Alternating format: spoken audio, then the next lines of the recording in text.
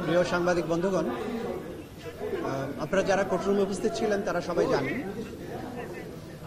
যে আজকে ঢাকা মহানগরীর চানখারপুল এলাকায় 5ই আগস্ট 2024 সালে সাবেক স্বৈরশাসক পালিয়ে যাওয়ার ঠিক কিছুক্ষণ আগে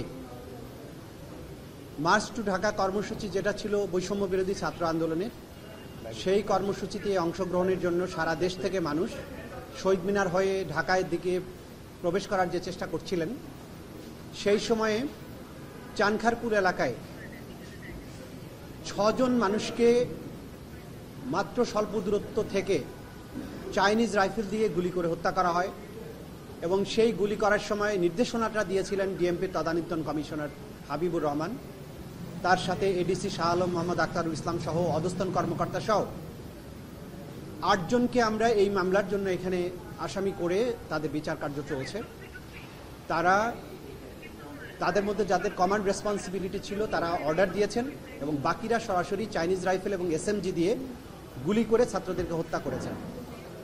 এই হত্যাকাণ্ডটা সংঘটিত হয়েছিল সারা দেশব্যাপী পরিচালিত যে ওয়াইড স্প্রেড এবং সিস্টেম্যাটিক আঘাত ছিল সাধারণ জনগণের উপরে, সেটার অংশ হিসাবে। এটা কোনো বিচ্ছিন্ন ঘটনা ছিল না।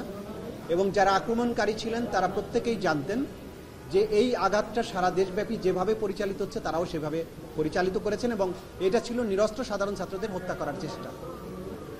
আজকে এই মামলার সূচনা বক্তব্যের মাধ্যমে সাক্ষ্য গ্রহণ শুরু হয়েছে। প্রত্যক্ষদর্শী সাক্ষী, শহীদ পরিবারের সদস্যরা, যারা মামলার ভিকটিম, যারা আহত হয়েছেন, যারা ঘটনাস্থলে প্রেজেন্ট ছিলেন, তারা সাক্ষী দিবেন।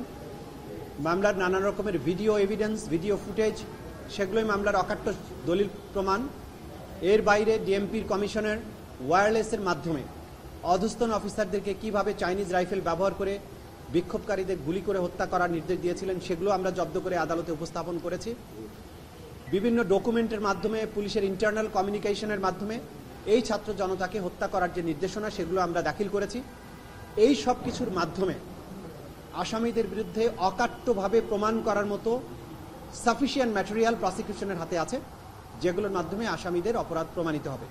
আজকে প্রথম সাক্ষ্য গ্রহণ হচ্ছে এবং প্রথম সাক্ষী দিচ্ছেন শহীদ শাহরিয়ার খান আনাসের বাবা এবং মা, এবং এরপরে যারা প্রত্যক্ষদর্শী আছেন একের পর এক সাক্ষ্য দিতে থাকবেন। আমরা শুধু এই মেসেজটা দিতে চাই, যারা মনে করেছিলেন যে বাংলাদেশে গণহত্যা চালিয়ে পার পাওয়া যাবে, যারা মনে করেছিলেন পরবর্তীতে প্রতিবিপ্লব ঘটাবেন অথবা অন্য কোনোভাবে এই বিচারটাকে বানচাল করার চেষ্টা করা যাবে, তাদের জন্য ক্লিয়ার মেসেজ, যারা অপরাধ করেছেন তারা কেউ ছাড় পাবেন না। বিচারের প্রক্রিয়া কোনো অবস্থাতেই বন্ধ হবে না। যেসব তরুণেরা রক্ত দিয়ে বাংলাদেশকে দ্বিতীয়বার মুক্ত করেছেন, তাদের পরিবার, তাদের স্বজন, তাদের সহকর্মীরা বেঁচে আছেন, তাদের সাক্ষ্যের মাধ্যমে এই যে 1,500-এরও বেশি মানুষের জীবন যাওয়া, তাদের পরিবারের প্রতি জাস্টিস করার যে চেষ্টা, সেটা রাষ্ট্রের পক্ষ থেকে নিশ্চিত করা হবে। এই ব্যাপারে আমরা আপনাদেরকে গ্যারান্টি দিচ্ছি। Thank you.